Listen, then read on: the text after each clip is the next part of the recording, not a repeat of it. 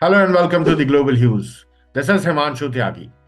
Our guest today is the Director of Enterprise Transformation at Make It Happen Solutions, who has helped 100 plus companies in achieving 10x sales and profit margins. Let's welcome Mr. Rajan Gupta.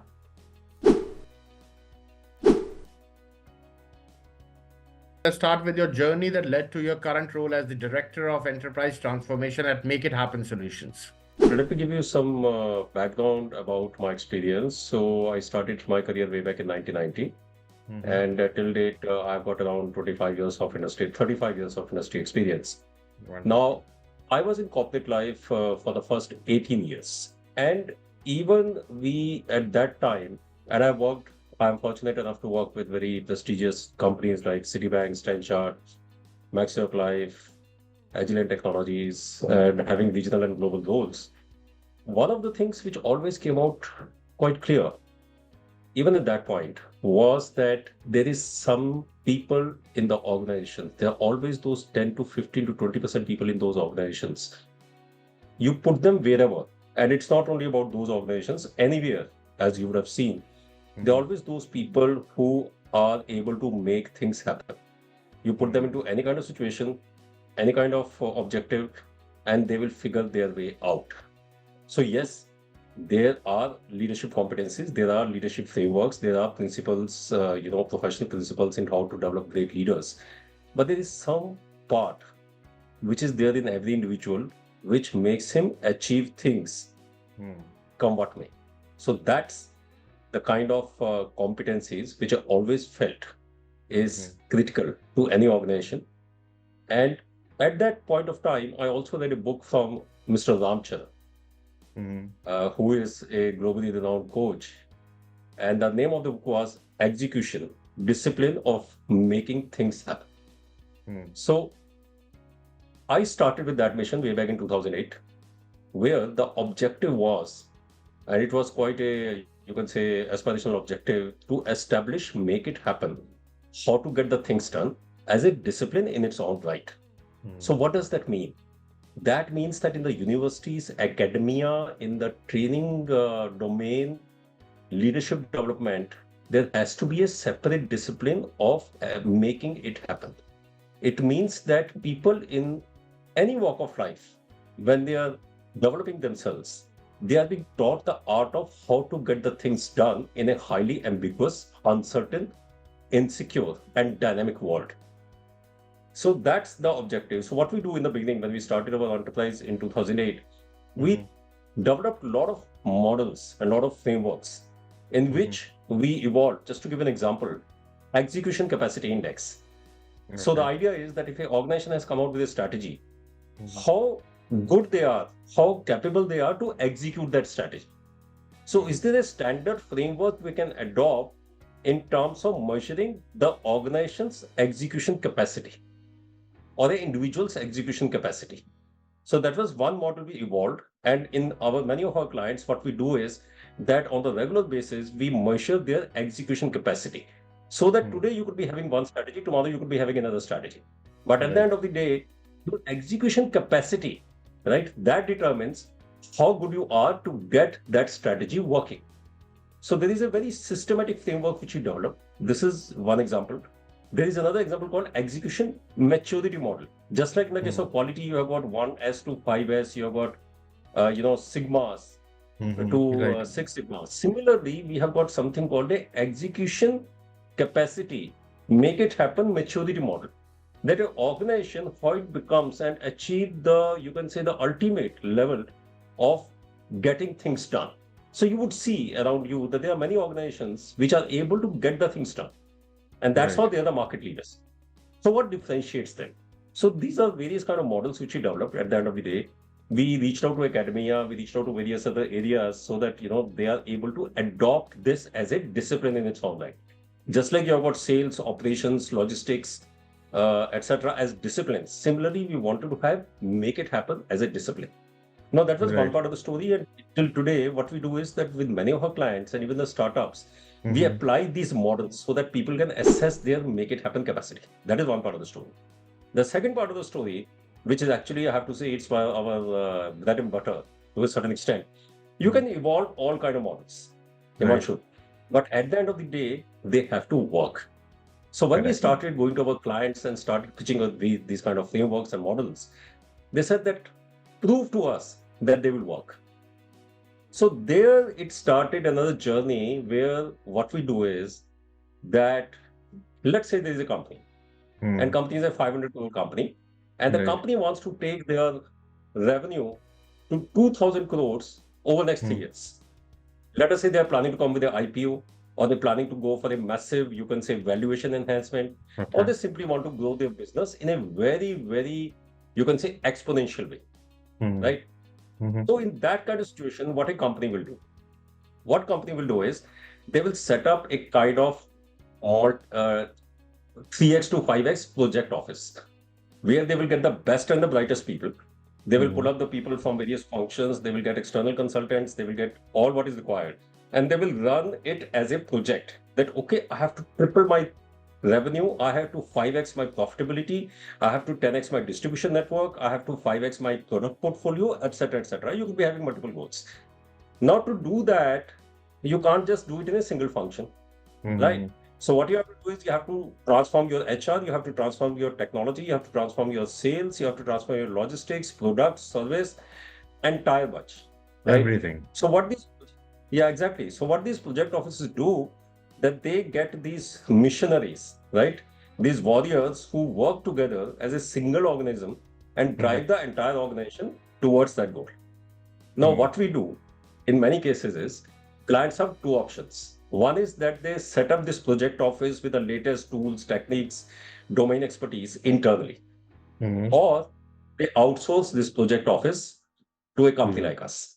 Okay. So, Himanshu, what happened over the last 10 to 15 years is that we have worked with dozens of companies where we have actually run their entire transformation agenda All to help right. them achieve exponential results. And it's not only consulting, it's not only blueprinting, we actually get the things done. So typically what happens is that over last 10 to 15 years, what has been happening is that let's say there are shareholders and owners. Mm-hmm. Typically our clients are shareholders, owners, private equity funds, management boards who Mm-hmm. reach out to us, who call us in that this is what I want to achieve over the next 3 years, come what may, you get it done. So we set up their project office, we pull in their people, deploy our people, apply our deep domain expertise, whether you talk about marketing, HR, technology, logistics, sales, product, service, you name it. And we roll it up all together in a single project. And we work on it over a period of 2, 3, 4 years till the results are achieved. And these kind of engagements generally are not very common in the industry. But again, Mm.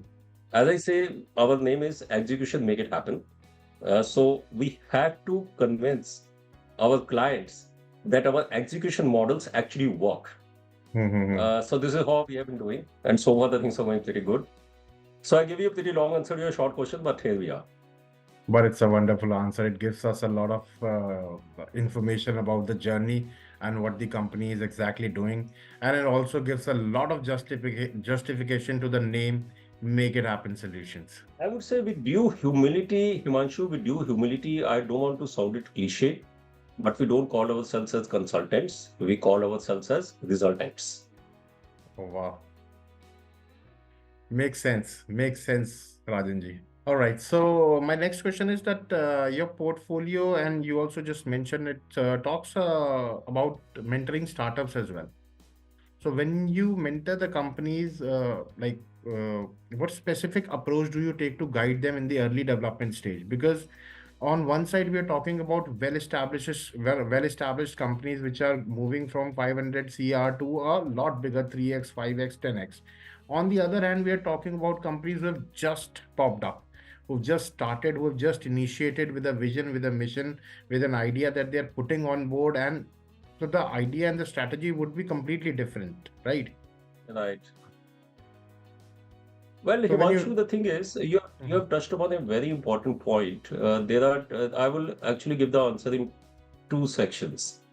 See, Okay. one section is that whenever a entrepreneur starts his Mhm. journey, Right. then our execution make it happen framework, as I shared, has got a very different approach vis-a-vis the companies which are doing 500 to 1000, and even we have worked with the companies 5000 to 10,000 crores.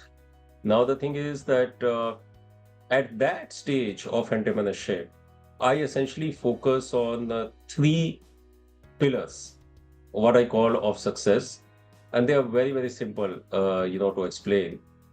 First one is, it is called I should, I can, and I will. So I always tell an entrepreneur that every day in the morning, you should ask yourself three questions: I should, I can, and I will. And these three questions should be kind of, translated into convictions that I should, I can, and I will. Now, what is the meaning of these three? First is I should means that whatever I'm trying to do, does it serve a purpose? Why should I do it? Does it solve a problem, for my clients? Is it something which can add huge value, to the society and to my clients? Is it something which is going to be giving me satisfaction and a professional satisfaction? Because if you're not really be passionate about it, then, it doesn't make sense to you. Right. So first part is I should a sense of purpose in from perspective of your potential clients, from the society and yourself. Then once that purpose is established, that why I'm going to do it, then the second part is that I can. Okay, it makes great sense that yes, I should do it, but do I have it in me to get it done? That Mm. is second part. The second big question is, when I say I can, it means that I have got the right kind of capabilities, I have got the right kind of resources, I have got the right kind of help and guidance, I have got the right kind of information and knowledge. So there are always, you can say, elements which enables you that yes, you can do it. Now that's a question which entrepreneur should always ask, not only at the beginning of his business, as he carries on with his business at every point, that whatever I'm trying to do, it has got a purpose, that great, but do I have the capacity to Mm. do it? Or will I be Mm. able to at least gain the capacity to do it? Now, this is a question, I would say, maybe if I'm not saying about it, I think every entrepreneur asks himself every day. And Mm. uh, if he's not, then there are always chances that, who could lose the way. And the third part is I will, which means planning. My purpose is there, my capacity is there. Now, what are my plan of action? So I will means that yes, I can do it and I will do it, which means that how exactly I will bring my strategy into results or into outcomes. So the deep planning in terms of what exactly I'm going to do, when I'm going to do, how much resources I'll be needing. And again, the biggest of all, what is my risk coverage? What are my assumptions? What happens if the assumptions go wrong? What are my Mm. fallbacks? What are my safety nets? I Right. purposely, personally speaking, I'm not that much big a fan of giving it all. Sometimes you hear, some kind of inspirational statements that, give it all and, just go for it. I would say, when I say I will, it's a very cold-blooded, emotionless planning Mm. where you have to understand your place in this universe and you have to understand that whatever can go wrong will go wrong. So if I have to Right. sustain and carry on, how will I make sure that I've got right kind of funds? How will I make sure that I've got the right kind of resources? What action I'm going to be taking when? If the things don't work out, what is going to be an alternate piece of action, etc., etc. So a very strong, solid, agile, and responsive plan translates to I will. So if I've got I should, I can, and I will in place, entrepreneur will succeed. That's broadly my coaching. Right. It definitely makes sense a lot about the way you're explaining it. When there is a startup, a lot of emotions are involved and a lot of emotional decisions are taken by the founders. I've myself seen that, and that actually leads to disasters. So, I would say, coming. Himanshu, that if we keep on asking these questions every day, Hmm. uh, and we keep on self-correcting and keep on responding and being agile, things work out. Always, I've seen. It's just a matter of time. Of course, now the information is coming in. I'm sure a lot of founders and startups will be watching this video, and it will be a prominent information from them. Coming to the next question, what challenges do company usually face with traditional sales model? What are the possible solutions or alternative approach that they can use? Because there's sales when we talk about, that's the key point where things get caught up. See, I think you have touched upon an important point because I would say a great part of what we do for our clients Mhm. and investors and management boards is to actually overhaul and transform their entire sales ecosystem. And what I'm going to be sharing is, you know, to, to my mind, I think everyone should take into account that the way the sales is done today and the way sales is going to be done after 5 years is going to be very different. Hmm. And even today, the companies who are working only on the traditional sales model, I would say the traditional sales model is still powerful, but in its own, it has got many shortcomings and it can lose the race, with the companies which are taking a holistic view on the way the sales should be done. So I know that we could be having, limitation of time. So I will just hinge down to one single aspect of it. And that I would say is that sales models should be part push sale, where a salesperson is carrying a bag, he's reaching out to his distributors, he's reaching out to his retailers, he's reaching out to his direct clients, project clients, he's reaching out to the clients, convincing them, closing the sale, and getting things done. So this is where you will find 99% of sales gyan and great gyan, right? Being available in the YouTube Hmm. and everywhere. That how do you close a sale, how do you create a lead, how do you generate everything, and that's fantastic. And there are some great people doing some great things. So that works, but that is losing upon, I would say, more than 80% of the possibilities if one takes Hmm. a holistic view on sales. So what I'm coming down to is how you create full sales, how do you create demand generation, how do you make sure that customers actually come to you and ask for your products. Now this sounds tough, there is no doubt about it, especially for the companies which are still in a high growth path. So apart from traditional sales model, there has to be a lot of work which companies should start doing today to make sure that they are able to survive, thrive, and grow exponentially over the next 4 to 5 years or even a decade. So let me just give you an example. Today, we are working with many companies and other companies also who are we are not working with, but they are pretty smart in doing this to build a customer community. Hmm. Let us say that you are doing a very very traditional hand tools business, right? So one could think that what you could change in a hand tools business, what could change in a battery business, or what you could change in a wires business, etc. Very traditional businesses, distribution-led businesses. But the thing is, let us say that you are a hand tools company.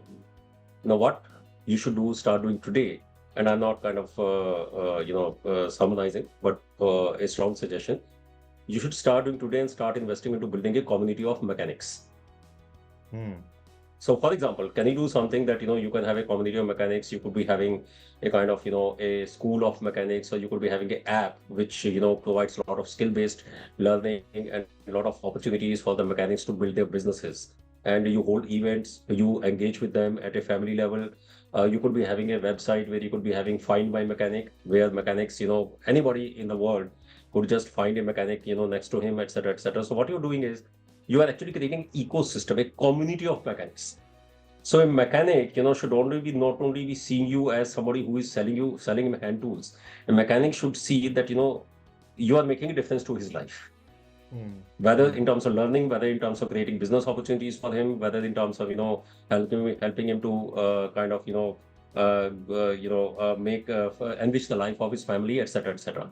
Now, over a period of 5 years, if you are able to build a community of 1 lakh or maybe 5 lakh mechanics using these various platforms, Hmm. you will achieve a kind of entry barrier which nobody else will be able to, break. You'll be able to get a loyal army of mechanics who will be able to vouch for you as a company and your products. They will be Hmm. able to provide you a lot of competitive intelligence in terms of how to build the best possible product. So they will be your army of, they'll be actually selling your product so that the end customer comes to you and asks for it. Now, there are dozens of such tricks which we apply. But at the end of the day, any company who wants to be there in the reckoning over a period of next 5 to 10 years should start investing into building demand generation, pull sales, community, ground level branding, right? That kind of activities, various kind of meets, events, etc. There are whole lot. It's a very big subject. If you want, I can have a separate discussion on that. But that is going to be the game changer for future. Let's face it. If you look at any brand which is doing great, it's not because there are this army of salespeople pushing that product. It's the customer who is buying that product. And that is only not limited to just doing a grand advertising and spending hundreds of crores on advertising. That only will not work. You have to do that demand generation and pull sales at a ground level. So Hmm. that where the real tricks lie. And those tricks completely depend on the situation to situation and the business to business that we're talking about here. Oh, absolutely. Absolutely. The best part about sales is that it's such a diverse thing. You could be having direct sales, distribution-based sales, referral network Hmm. sales, project sales, institutional sales, you name it, export sales. And every company is different, depending upon Right, the maturity of the company, depending on the kind of products that company has, the kind of money that company has, right? right, Or it can right, afford. right. Every company will be having, its own structure and strategy on how they're going to be creating a pull demand for their products. जैसी बीमारी वैसा इलाज. Absolutely. And again, when I talk about demand generation and pull sales, it is like a wellness treatment. Okay. Whereas push sales, push karo, just Uh, push our product to the client and trying to close a sale and convert. And I think it counts a lot. It's like right, a allopathy medicine, right? To fix. right. But the real wellness will happen when you actually make a customer come to you and ask for your product. And he's loyal to you. Very well understood. All right, sir. So, what advice would you offer to startups that are looking for growth and profitability in this highly competitive business market? See, I would say one thing which I would recommend to every startup, and this could sound very basic, advice, and with due humility, because I have gone through last 15 years of my entrepreneurial journey by making a lot of mistakes. And Right. one of the things which I would say is that, as they say in Gita, work with a sense of detachment. Now, one could say Hmm. that how I can work with a sense of detachment when there is so much energy and emotion which is required to be put in building up a new Right. business. And I would say that when I'm saying a sense of detachment is what I call is keeping our eyes open and work with absolute objectivity. That's important because as we go through entrepreneurship, first thing is that we have to distance ourselves and actually objectively look at our business from all angles, whether potential, whether assumptions. We many times make assumptions, which are just Hmm. in our head. We Right. really have to detach ourselves, maintain distance, and actually objectively, look at how the things are, how well I'm doing, how well I'm not doing, what are the mistakes which I'm making. So that is something, and that's why I recommend every startup to have a kind of mentor or counselor who can distance, of himself and guide. That is number one. Number two, I would say is that again, sense of detachment is never be too sad, never be too happy. See, in Hmm. entrepreneurship, Right. there will always be times when you will be near broken, right? You will have so many bad days, dips, bad quarters, bad Hmm. months, funds issues. And there are some areas where you get immense success. Don't be too sad. Don't be too happy. Just work with you can say, lot of passion, but with a sense of detachment. Hmm. Maybe it will take some time, for it perhaps to your listeners to kind of sink in, but these are the kind of principles which really helps people. And rest, as long as I follow, I should, I can, and I will, in the true sense of the word, things will work. Very honest and very different answers coming in from you, Rajanji. And they are making absolute sense because emotions is something through which a business is started, and being detached will probably help the companies to make wiser decisions. And of course, if anything else is still required, then we always have make it happen solutions to help the companies. Thank you so much So for your time today. It was a pleasure speaking with you, and thank you for sharing this valuable information with us and with our audience. thank you, Himanshu. Thanks a lot for giving me an opportunity to reach out to your audience. And I'll be more than happy to provide any further input, any further, you can say, bites or any further insights from the experience which I have. And let's look forward to having further dialogues. Absolutely. Yes, We'll sure. stay connected. Thank you so much, sir. Thank Thank you.